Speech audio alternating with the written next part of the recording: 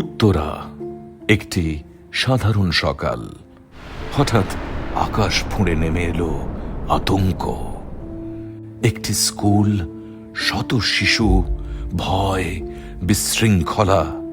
সেই মুহূর্তে শান্ত মাথায় দ্রুত সিদ্ধান্তই বাঁচিয়েছে অসংখ্য জীবন। এই দিনটা ছিল আসলে 21 জুলাই। তখন আনুমানিক 12:30 বাজে। এই ক্যাম্পের সকল সেনা সদস্য যে আমরা সবাই নিচেই বসা ছিলাম। তো আনুমানিক 1টা নাগাদ বিকট দুইটা শব্দে দুইটা বিস্ফোরণ হয়। তো ঠিক সেই মুহূর্তেই গেট দিয়ে একজন বাইরে থেকে দৌড়ে এসে আমাদেরকে বলে যে মাইলস্টোনে বিমান বিধ্বস্ত হয়েছে। তো ওই একটা লাইনে আসলে আমাদের সবার জন্য যথেষ্ট ছিল। জাস্ট ওই মোমেন্টে কেউ আর কোনো কথা চিন্তা করেনি। 2 মিনিটের মধ্যেই সবাই আমরা ঘটনাস্থলে পৌঁছে যাই।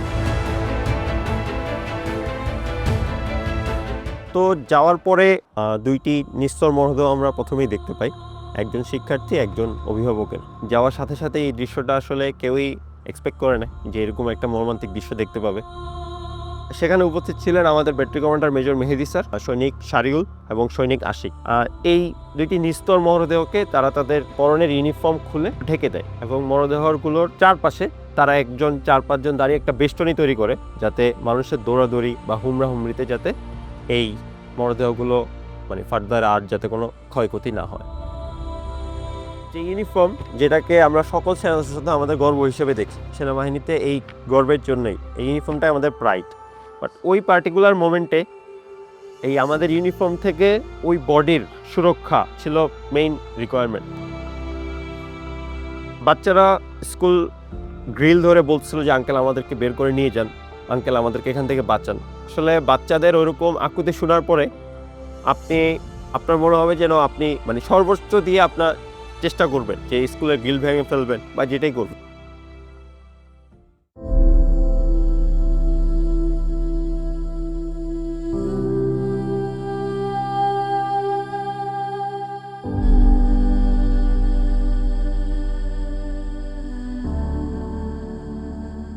তো সেই ক্ষেত্রে আমরা কি করলাম, আমাদের যে অধিনায়ক ছিল তৎকালীন অধিনায়ক, ওনার নেতৃত্বে আমরা একটা পরিকল্পনা করি খুবই স্বল্প সময়ের মধ্যে।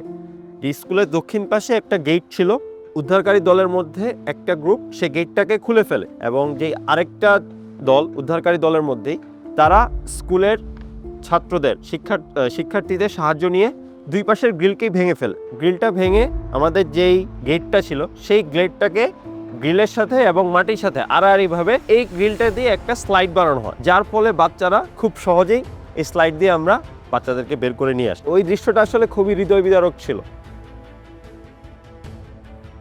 কোনো বাচ্চার বডির আমি দেখতে পাচ্ছি যে 30% পুড়ে গিয়েছে, 40% পুড়ে গিয়েছে, কোনো বাচ্চার 70% পুড়ে গিয়েছে, 80% পুড়ে গিয়েছে। ওই দৃশ্য দেখে সবার চোখ দিয়ে পানি পড়ছিল।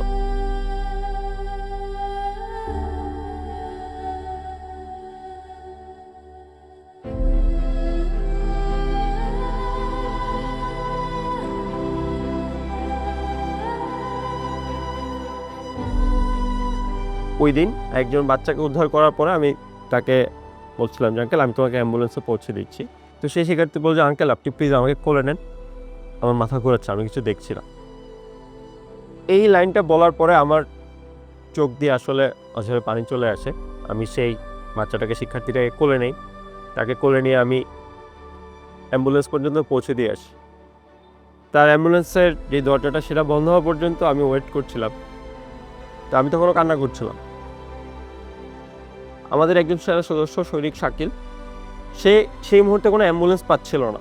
সে একটা ভ্যান নিজে চালিয়ে একটি বাচ্চাকে হসপিটালে দিয়ে আসে।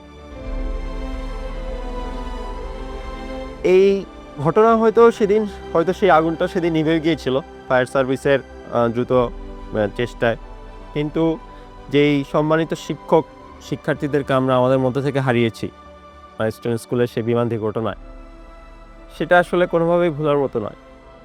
তাদের সেই অভাব আসলে কোনোদিন পূরণ হবে না।